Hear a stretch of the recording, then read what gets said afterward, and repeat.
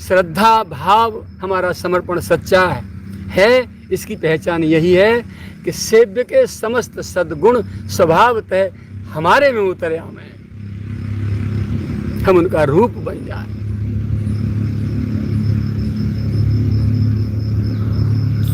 ये है काम की बात, बहुत पते की बात। तो महापुरुष एक एक सूक्ष्म से सूक्ष्म वस्तु पर बड़ी गंभीरता से, बड़ी गहराई से विचार करते हैं और फिर उसको समाज के लिए आचरण से उपदेश बना करके स्थापित कर देते हैं। और हमारे लिए, हम संसारी जीवों के लिए वो घटना नथिंग, कुछ नहीं, उपेक्षित है, लेकिन उनके यहाँ वो कितनी गहराई से उस घटना को लेकर के हमारे लिए एक उपदेश, एक आदर्श स्थापित कर देते हैं।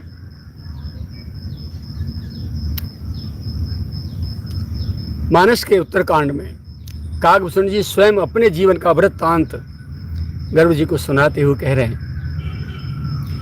धन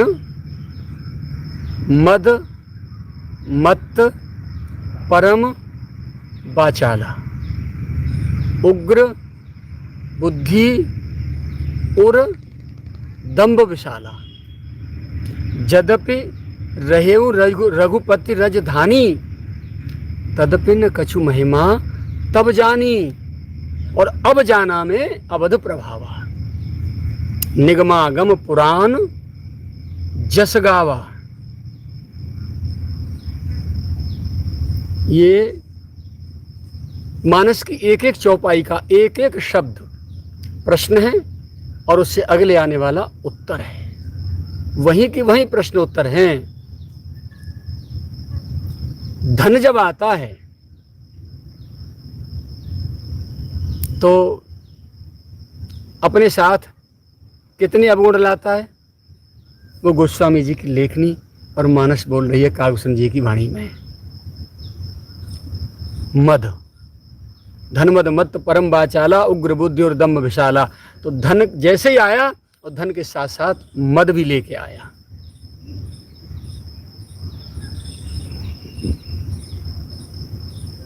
धन जैसे ही आया तो उसका जो नशा, अपना नशा भी साथ लेके आया।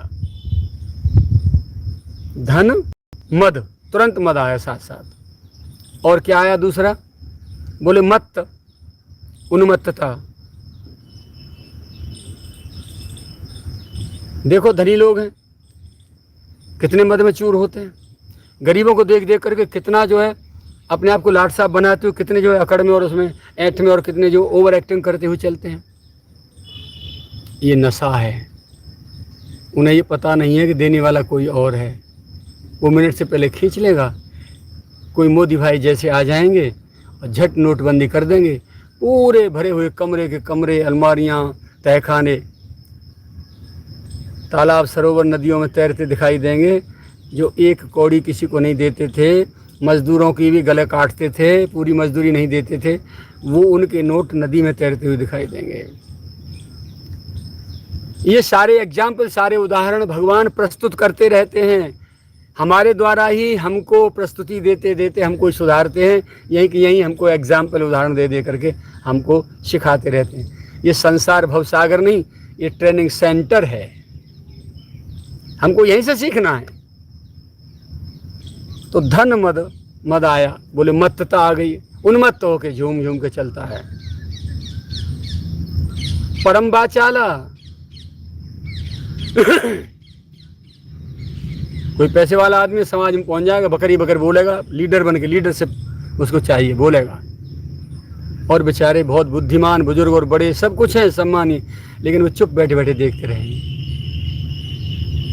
वो पटर पटर बकता रहेगा बैठा बैठा। तो परम वाचालता आ जाएगी, बेवकूफ़ी। उग्र बुद्धि, बुद्धि हमेशा टेढ़ी। गधे को पूंछ पकड़ के खींचोगे तो आगे जाएगा, पीछे नहीं खींचेगा। और कान पकड़ के आगे खींचोगे तो पीछे जाएगा।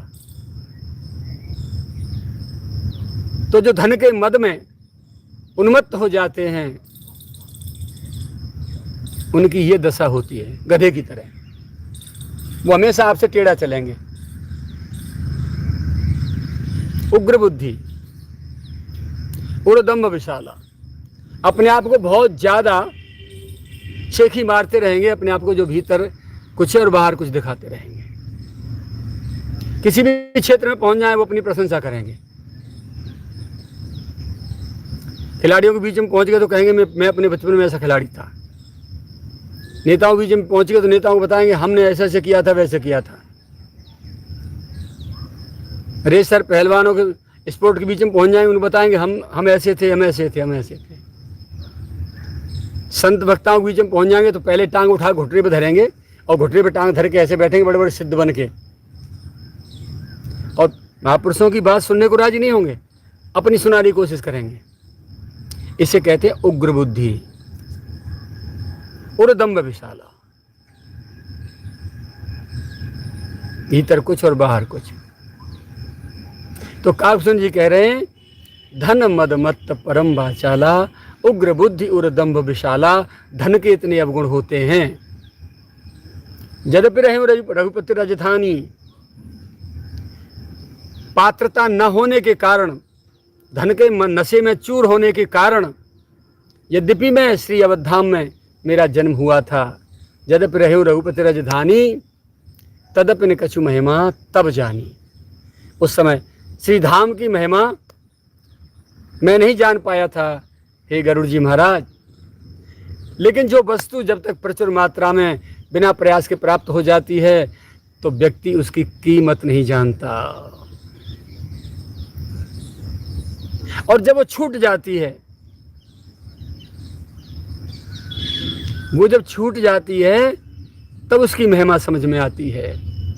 कितने बड़े बड़े अवतार हुए भगवान, कितनी बार युग युगांतरों में, कल्पांतरों में अवतार लेते लेते आते रहते हैं, प्रकट होते रहते हैं। और उस समय के इतिहास उठा के देख लो,